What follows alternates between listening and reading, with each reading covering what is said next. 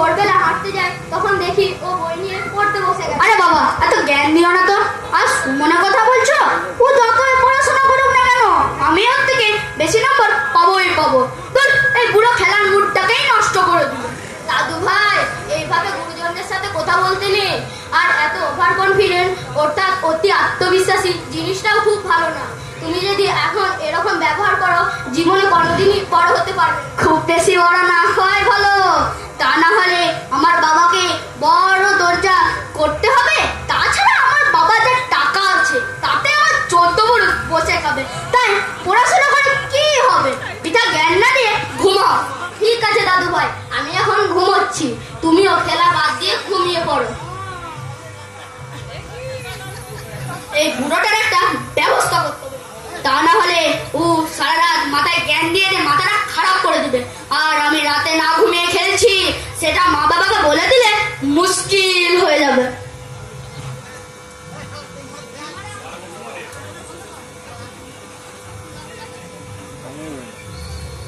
মা, ও মা, তুমি কোথায়? তাড়াতাড়ি এখানে এসো। কি হলো? এত চিৎকার করছিস কেন? কি হবে বাবা, এই বুড়োটা সারা রাত পড়তেও দেয়নি আর ঘুমাতেও দেয়নি, শুধু কানের মনে বকর বকর করেই যাচ্ছে। না বৌমা, দাদু ভাই মিথ্যা কথা বলছে। ও ও মিথ্যা কথা বলছে আর আপনি একবারে সত্যভাবে যুথিষ্ঠি। ও মা, তাই বলি আমার সোনা বেলা 10টা পর্যন্ত কেন ঘুমাচ্ছে? তাহলে ও তো সকাল 9টার সময় ঘুম থেকে উঠে যায়। কিন্তু শোন শোন, ওই বুড়োটা পেনশনের টাকা পায়, না হলে কবে ওকে বাড়ি থেকে দূর করে দিতাম। ওই টাকাটার জন্যই তো এত কষ্ট সহ্য করতে হচ্ছে। ও, তাহলে দাদুর কি কিছু ব্যবস্থা করবে না? করবো না মা, আজ থেকে এই পুরো বারান্দায় একা শোবে। বৌমা, তুমি ভুল করছো। আমি দাদু ভাইকে এভাবে বলিনি। আমি দাদু ভাইকে শুধু বলেছিলাম রাত না জেগে ঘুমোতে আর সুমনের মতো পড়াশোনা করতে। কি বললেন? সুমন, একটা ভিখারি ছেলের সঙ্গে আপনি আমার ছেলের তুলনা করলেন? যত বয়স হচ্ছে আপনার বোধ বুদ্ধি সব লোপ পাচ্ছে দেখছি। না বৌমা, আমি এভাবে বলিনি। চুপ করুন, আপনাকে অত সাফাই গাইতে হবে না। আমি যা বলেছি আপনাকে তাই করতে হবে। বৌমা, আমার তো বয়স হচ্ছে, তাছাড়া আমি এত রাতে এত ঠান্ডায় বাইরে শোবো কি করে? আপনাকে বারান্দাতে শুতে হবে। আমার কত স্বপ্ন আমার ছেলে উচ্চ মাধ্যমিকে 90% নাম্বার পাবে, কিন্তু আপনি এমন করলে সেটা তো সম্ভব হবে না। ঠিক আছে বৌমা, আমি কোনোদিনও কারো ক্ষতি চাইনি, আর আমার দাদু ভাইয়ের ক্ষতি হোক সেটা আমি কোনোদিনই চাইবো না। ঠিক আছে বৌমা, ঠিক আছে, ঠিক হয়েছে। আমাকে ডিস্টার্ব করা? আরে বড় মাঝে এত সকাল সকাল সেজে গুজে কোথায় বেরিয়েছো? আর বলো না, আমার একটা ইউটিউবে চ্যানেল আছে, তাই আমি একটু ভিডিও শুট করতে যাচ্ছি আর কি। এত সকাল সকাল ভিডিও শুট করতে যাচ্ছ? এর মধ্যে তোমার বাড়ির সব কাজ শেষ হয়ে গেল? আরে দূর, ওইসব কে করে? আমার এত সময় আছে নাকি? আমি ঘুম থেকে উঠে সেজে গুজে বেরোচ্ছি।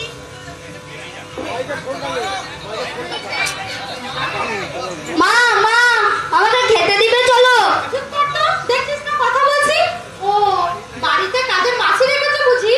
না না, শুধু কাজের মাসি রাখতে যাবো কেন? আমার শাশুড়ি আছে, ওই সব কাজ করবে। সে কি গো, তোমার শাশুড়ি কিছু বলে না? না না, ও কিছু করে না। হ্যাঁ, বিয়ের প্রথম প্রথম খুব ঝামেলা করতো। আমি রাগ দেখে বলেছিলাম বাপের বাড়ি চলে যাবো, তারপর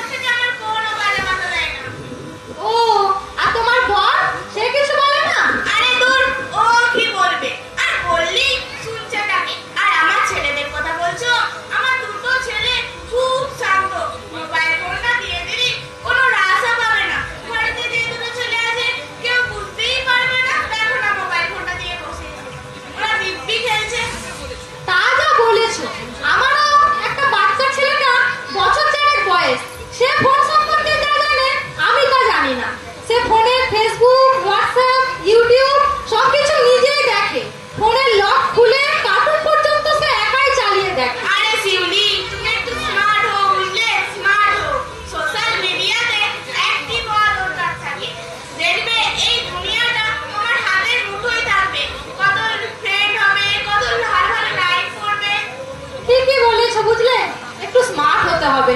হ্যাঁ, এতদিনে দেখছি তোমার সুবুদ্ধি হয়েছে। এই আমি আসি গো। এই শোনো শোনো, আমার একটা ইউটিউব ব্লগ আছে, ওইটাকে সাবস্ক্রাইব করে নিও। দেখবে কত ভালো কমেন্ট হবে, কত ভালো সাবস্ক্রাইব হবে, কত লাইক করবে। ঠিক আছে, করে নেব। চল বাবা চল, খেয়ে নিবি চল।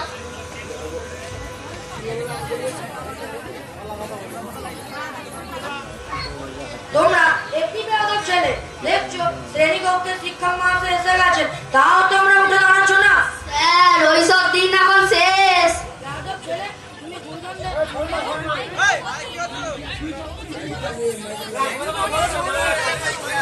মনে আছে? তুমি একই বেয়াদব ছেলে, গুরুজনদের সম্মান দিতে শেখনি। তোমার নাম কি? আমার নাম সুনীল। সুনীল? সুনীল কি? সুনীল রায়। বাবার নাম হরিসাধন রায়, দাদুর নাম রামচরণ রায়। আর কিছু লাগবে?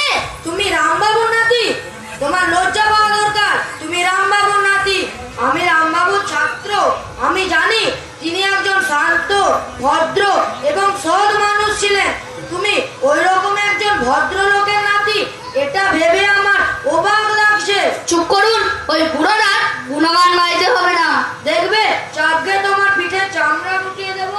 গায়ে হাতটা তুলে দেখুন না। আমি এক্ষুনি যে আমার বাবা মাকে ডেকে আনবো, বাবা মা এসে আপনার ব্যবস্থা করে দিয়ে যাবে। দেখো বাবা, গুরুজনদের সাথে ওরকম ব্যবহার করতে নেই। তুমি না ভালো পরিবারের সন্তান। তাছাড়াও সামনে তোমার উচ্চ মাধ্যমিকের পরীক্ষা আসছে, তাই ফোন টোন বাদ দিয়ে ভালো করে পড়াশোনা করো, ঠিক আছে? এবারে আমি তোমাদের জিকে থেকে কয়েকটা প্রশ্ন করছি, তোমরা ভালোভাবে শুনবে এবং উত্তর দেওয়ার চেষ্টা করবে। বলো তো, বর্তমানে ভারতের 1 নাম্বার দাবা খেলোয়াড় কে? বলবো স্যার? হ্যাঁ বলো। অর্জুন এরিগাইসি। বাহ, একদম ঠিক বলেছো। এবার বলো তো, বিশ্ব হোমিওপ্যাথি দিবস কবে পালন করা হয়? বলবো স্যার? তোমরা আর কেউ পারবে না? ঠিক আছে, তুমিই বলো। 9 এপ্রিল। বাহ, একদম ঠিক বলেছো। দেখো, তোমরা আর কেউ উত্তর দিতে পারলে না, কিন্তু সুমন সমস্ত প্রশ্নের উত্তর সঠিক দিয়েছে। তোমরাও সুমনের মতো পড়াশোনা করো, না হলে কেউ উচ্চ মাধ্যমিকে ভালো রেজাল্ট করতে পারবে না। আজ থেকে তোমাদের ছুটি, কালকে সবাই ভালো করে পড়াশোনা করে আসবে।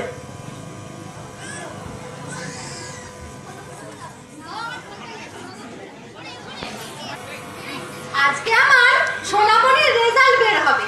আমি জানি ও খুব ভালো রেজাল্ট করবে। আরে পরমা যে, এত সকাল সকাল কোথায় বেরিয়েছো? আর তোমার মুখটা এত শুকনো শুকনো কেন লাগছে? আর বলো না, আমি যখন বাইরে ইউটিউবে ব্লগ করতে গেছিলাম, তখন আমার বড় ছেলেটা ছোট ছেলেটাকে ম্যাজিক ভিডিও দেখে তার বাড়িকে দেখাতে গিয়েছিল।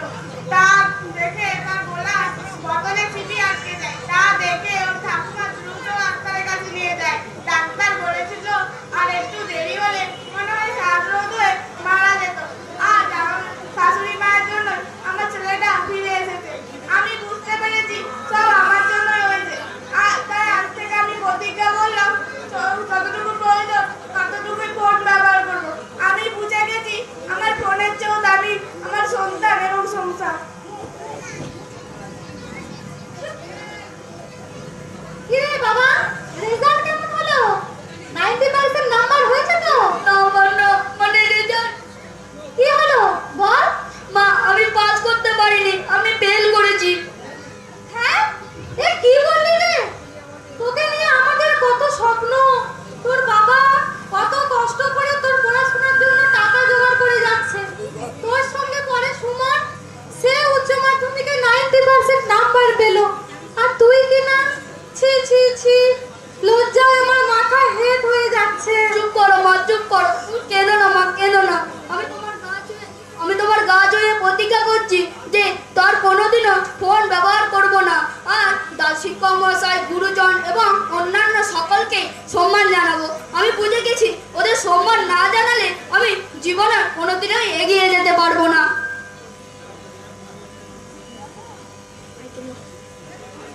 আজ থেকে আমরা সবাই মিলে প্রতিজ্ঞা করলাম ওজন ছাড়া ফোন ব্যবহার করবো না, ও যেন আমাদের সম্মান এবং তাদের শ্রদ্ধা আহ্বান জানাবো।